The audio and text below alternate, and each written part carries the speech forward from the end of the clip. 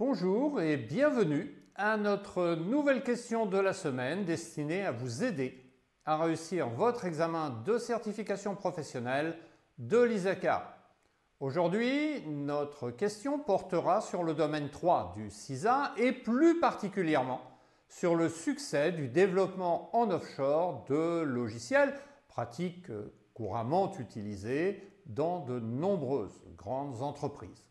Bien sûr, comme d'habitude, je vais vous expliquer comment je raisonne pour trouver la bonne réponse.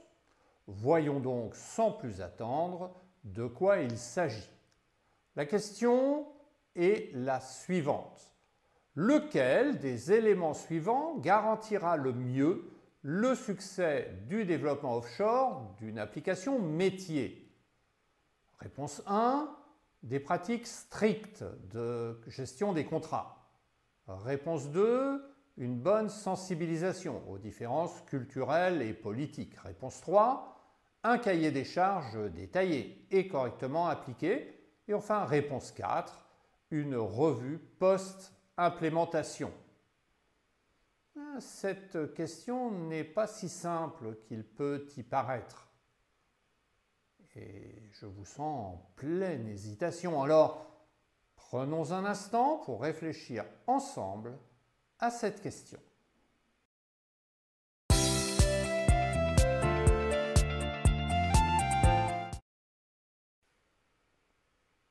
À première vue, plusieurs réponses peuvent correspondre à des critères de succès. Mais la question ne porte pas sur les critères de succès.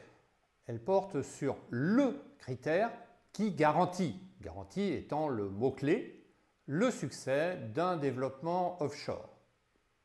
Réponse 1, les pratiques de gestion de contrats, bien qu'importantes, ne garantiront pas un développement réussi si les spécifications sont incorrectes. C'est souvent la raison essentielle de l'échec d'un développement offshore. Cette réponse est donc fausse. Réponse 2, les différences culturelles et politiques, bien qu'ayant une importance non négligeable dans la relation avec les équipes offshore, ne devraient pas affecter la livraison d'un bon produit, critère essentiel sur lequel on jugera de la réussite de l'initiative. Cette réponse est donc clairement fausse. Réponse 3, lorsqu'il s'agit d'opérations offshore, il est essentiel que des spécifications détaillées soient créées et correctement appliquées. Les différences linguistiques et le manque d'interaction entre les développeurs et les utilisateurs finaux physiquement distants peuvent créer des lacunes dans la communication dans lesquelles les hypothèses et les modifications pourraient ne pas être communiquées et comprises de manière adéquate. Les spécifications inexactes ne peuvent pas être corrigées facilement.